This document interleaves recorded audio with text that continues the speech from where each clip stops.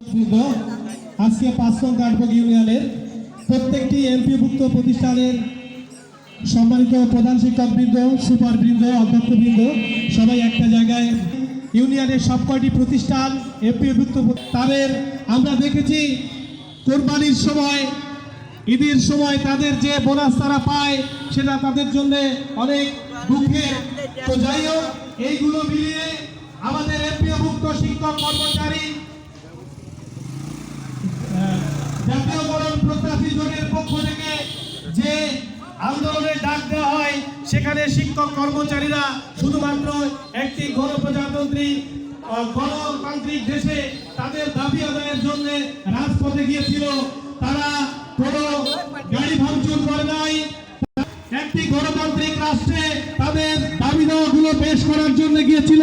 কিন্তু সেই আন্দোলনে পুলিশের লাঠিচার্জ, তাদের জলকামান এবং সাউন্ড গ্রেনেড নিক্ষেপ করে আজকে আমাদের শিক্ষক ভাইয়ের জামার করে টিচাররা ঢাকার রাজপথে আছে।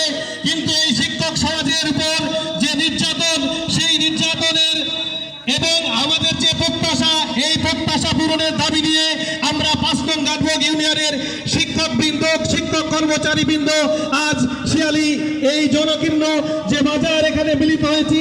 আমাদের এখানে প্রেসের যে সকল সাংবাদিক ভাইরা আছে, আমি তাদের কাছে বিনীত অনুরোধ করি, তার পূর্বেই তাদেরকে ধন্যবাদ জানাই আমাদের আজকে মানববন্ধনকে সহযোগিতা করার জন্য। আমি চাই আপনাদের মাধ্যমে সারা বাংলাদেশে এক শিক্ষকদের এক ঐতিহাসিক জাগরণ হবে, যেটা প্রথমে ছিল ঢাকার রাজপথে, পরবর্তীতে গতকালকে আমরা দেখেছি খুলনা জেলার হোসেন আজিজি স্যার বলেছে আজকে 12টার মধ্যে যদি আমাদের দাবি দেওয়া পূরণ করা না হয় তাহলে 12টায় যমুনার দিকে লং মার্চ হবে। আমরা এইখান থেকেই তারস্বরে বলতে চাই, চিৎকার করে বলতে চাই, এই শিক্ষক সমাজকে আর দাবিয়ে রাখা যাবে না। আমরা দেখেছি দ্বিতীয় স্বাধীনতার পরে বাংলাদেশ সংস্কার, সকল কুসংস্কার মুক্ত হবে, সংস্কারের মধ্য দিয়ে দেশ এগিয়ে যাবে। কিন্তু না, সব সেক্টরে সংস্কার হলে এই এমপিভুক্ত শিক্ষকদের দিকে কেউ ফিরেও তাকায়নি, এখনো তাকাচ্ছে না।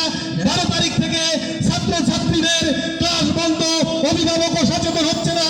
আমরা চাই সে একটি দেশের জাতিগর কারিগর এই শিক্ষকদের বঞ্চিত রেখে আমাদের উন্নয়ন সম্ভব নয়, দেশের উন্নয়ন সম্ভব নয়। তাই আসুন এই আন্দোলনে ঢাকায় যেমন ছাত্ররা ঐক্যবদ্ধ হয়েছে, অভিভাবকরা তাদের মতামত রাখছে, প্রত্যেকটি গ্রামে প্রত্যেকটি পাড়ায় শিক্ষকদের সাথে ঐক্যবদ্ধ হয়ে এই দাবি পূরণের আজই দিন এসেছে।